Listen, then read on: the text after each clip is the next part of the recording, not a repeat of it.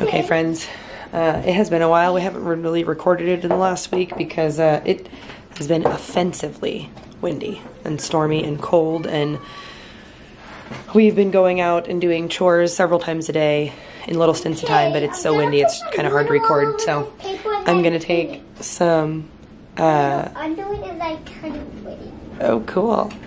I'm gonna take some microgreens out to the chickens right now. So I'll show you that. Quick, because the camera might. Yeah, it might die. We'll see. Hopefully it doesn't.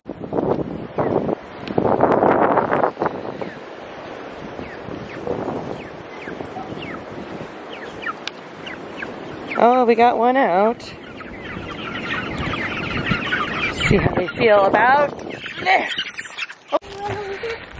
Okay, friends. Happy Friday. It's so pretty out here. So I have a big bag of seeds. It's like seeds and chaff, you know, from flowers. It is from the Sweet William dianthus that my mom and I used to grow at our house back in Sisters, Oregon. And I've gotten several seed packets off of it for friends, but the seeds are tiny. It's so tedious to sort through them, and I don't care. Plus, this will just break down anyways. So I'm gonna spread some here. What's this? Hey, followers. She's so funny. Okay, I'm just gonna kind of throw them around willy-nilly. That's how I got my, you pull some trash out of the garden from the dog. Bringing a bottle over here. That's how I got all of my yarrow, rudbeckia, bachelor's button to grow here, is from just like spreading this type of stuff just on the ground. So that's what I'm gonna do right here, and hopefully we will get some more flowers out of it. So I've already kind of talked about the yarrow that this is the wild variety of yarrow, the white kind that I harvested seeds from our homestead back in Oregon. And then I just laid the seeds down like super thick with all the foliage last year because I wasn't sure how well they would germinate. And now they're way too thick, and they didn't bloom last year because I think there's just way too many of them. So I've got a little shovel here and a couple pots. I am going to pull some up and give to my mom so she can put some of our yarrow at my brother's place where she lives on the other side of town. So it will be good to free up some of the space in here so that these can spread out a little bit more. So I'm gonna give two to my mom, and then I think I might just try to pull up some more hunks to either sell or give away, and just give some of these some space so we can actually get some flowers this time. And then we got a random one over here that's not where I want it to be. Okay, so I want the yarrow to stay in this section right here. Get this done. Let's get this done. Okay, Mom, so first I want you to pull up those ones. Mom, make sure you don't go shallow, go deep. Yeah, there you go. Go down in. There you go. Mom, can you one? Pull up some flowers for us. Oh yeah, the foliage. You know what you guys use this for, right? I've told you this before. Murphy, what does this help do? What does the foliage do? Oh. What do you do with it? Stick it in your nose if it's bleeding. If you have a bloody nose, you can put yarrow up your nose and it will help stop the bleed. And you can also make poultices out of it for kind of the same purpose, but it's got something great in it that's good for that kind of stuff. Are we trying to kill him or good something? Job. No, we're not trying to kill him. We're trying to give Nana some. What if we pull him out of the ground? Nope. It's called transplanting. Oh. You know what this is. I haven't done it in a while. So Yeah, you haven't. It's okay. That is a giant chunk. Cool. And I'm sorry. You try to keep as much of the dirt on there as you can. Sorry, little Yoko. What'd you find there? A worm. It's a good sign. It's a very good sign. Our garden has too much. Let's I don't feed them to the I don't think you could ever have too many worms. Let's do it, actually. Let's see if they'll have a battle royale again. Yay. Let's do it. Should I rip it apart? No, just throw it in their hole. Oh, yay. And we'll see what they do. Hey, guys. Throw it in there. Yeah. Oh, they didn't see you do it. You gotta like toss it in there where they can see it. Yeah, chook, chook, chook, chook. Yeah, chook, chook, chook, chook. Oh, they're not seeing it. It's gonna run away before they get a chance to get it. Oh, there it is. Oh, what? Why isn't he eating it? Oh, I don't know. It's right there, chicken. Eat it. Oh my gosh, what a dummy. He's like going all around it, but it's right in front of you. He's gonna lay right on top of it. What a Dorcas.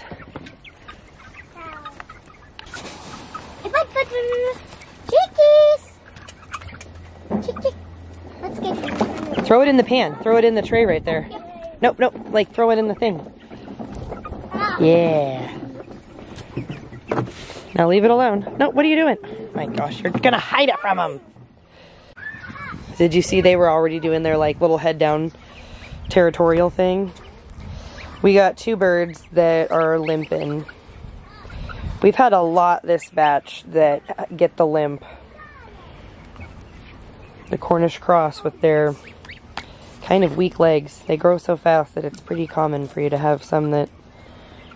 I haven't never had this many in a batch though, which is unfortunate. And then the one over here is their little bonding mate that's been in there with them to get them bonded over. And now we're just trying to give these ones time in here to make sure they're getting food in them, food and water in them. I'm gonna give them this one, we're not super hopeful about this one though.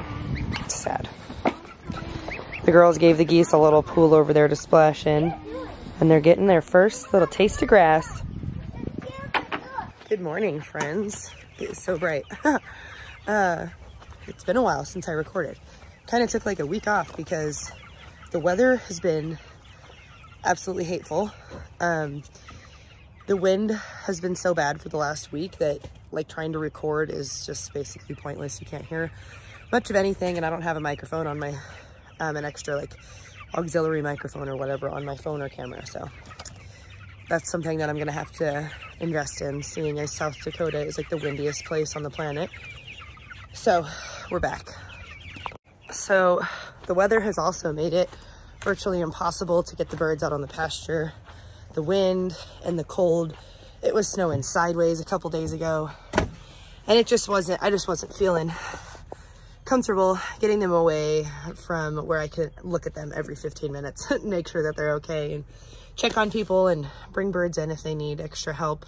So I really just wasn't recording anything because there was nothing to update on.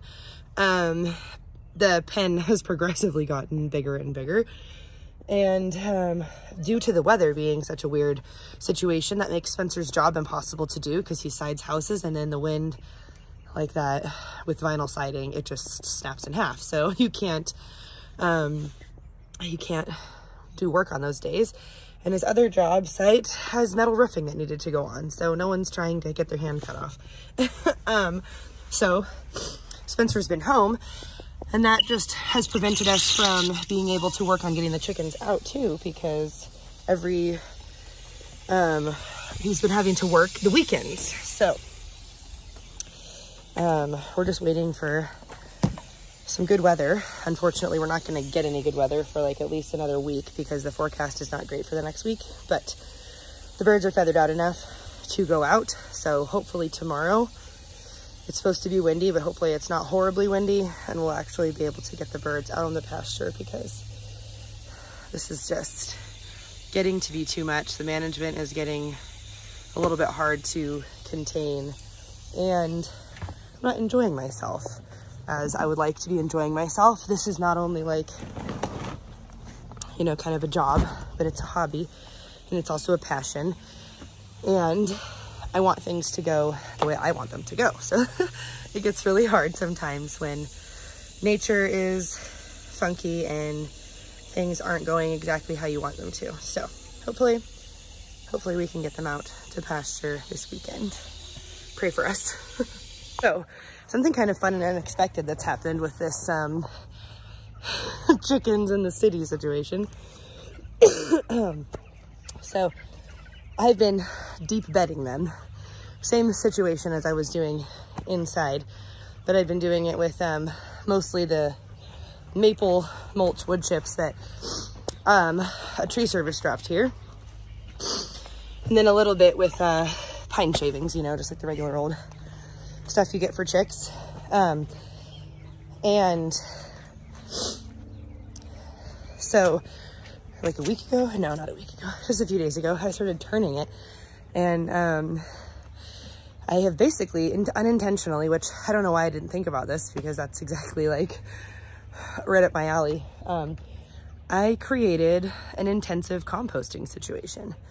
And in one part, this part right up here, this part between these two raised beds, every time I turn it, there's this wonderful like white kind of mildew, and I think that's the mycorrhizae possibly, but it smells like dirt, you guys. Like, you know, when you open a bag of dirt, like a brand new fresh bag of dirt, that's what it smells like. And that's good.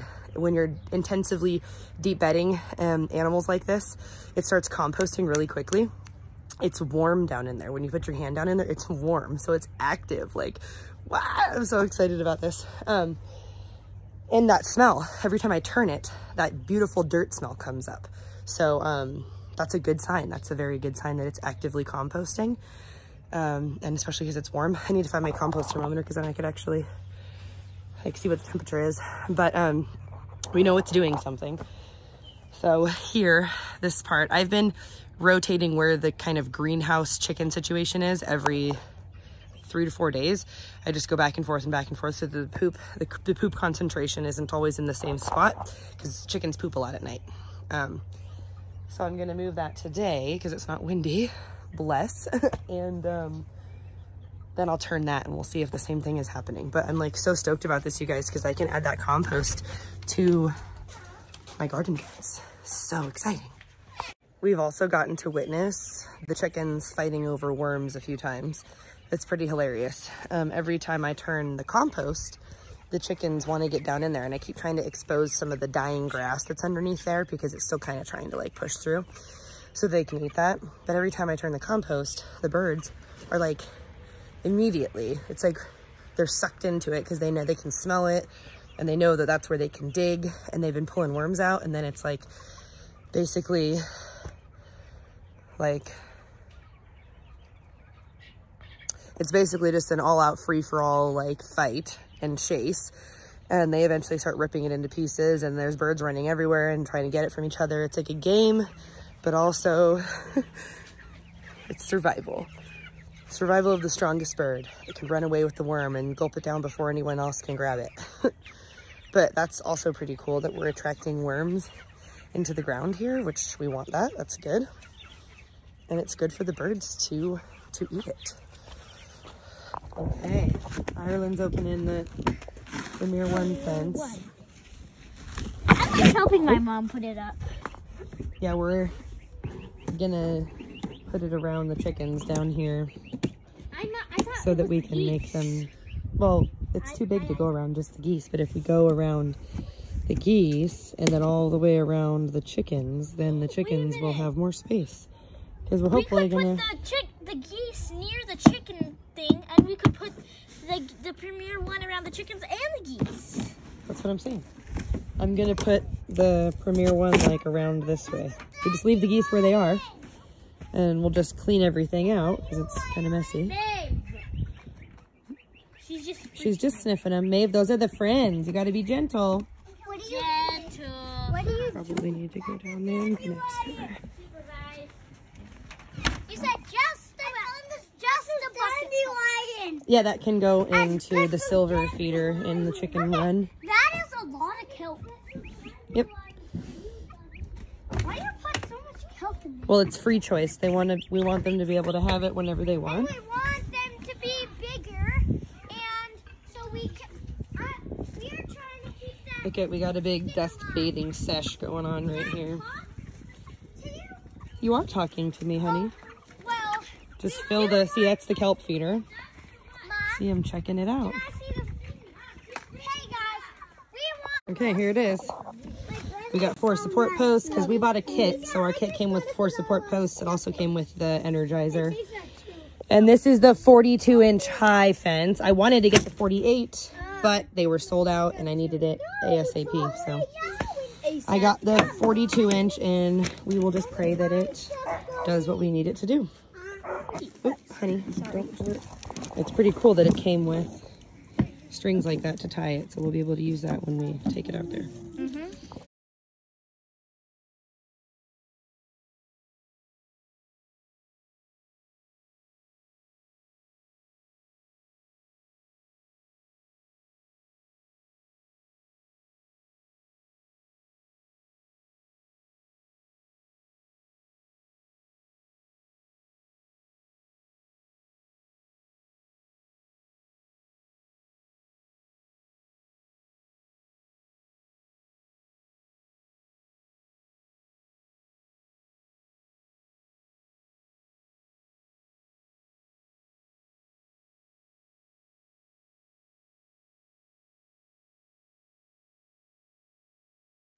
Chickens in the city.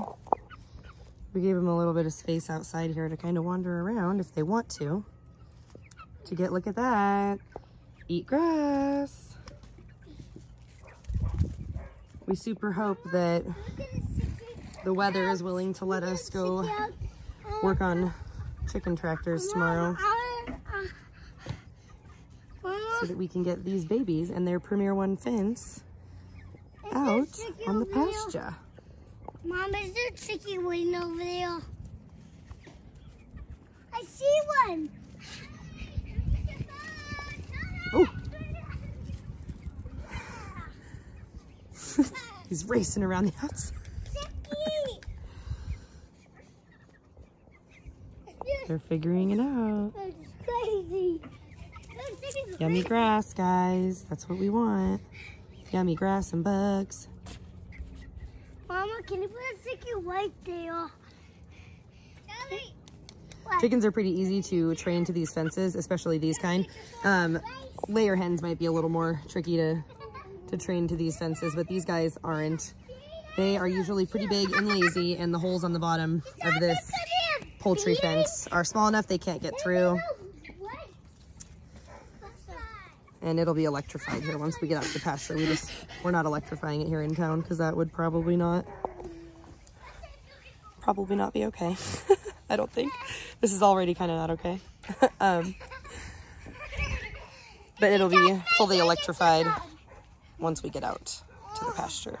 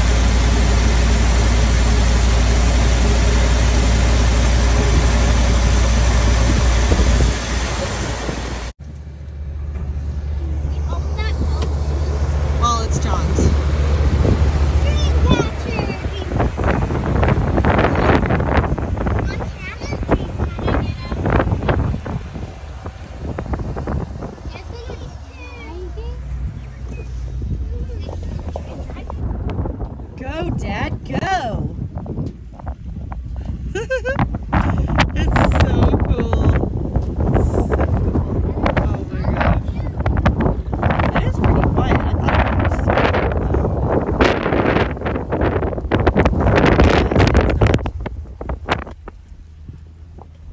No filming when you're driving. Yes, filming when you're driving, like not on the road. We're not on the road. Drop your phone. You're right, I could, but I'm not gonna.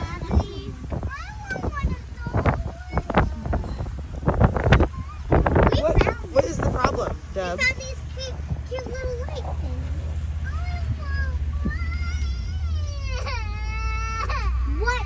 What lies the secrets of the theater? Not that loud. That is so cool. Yeah, baby.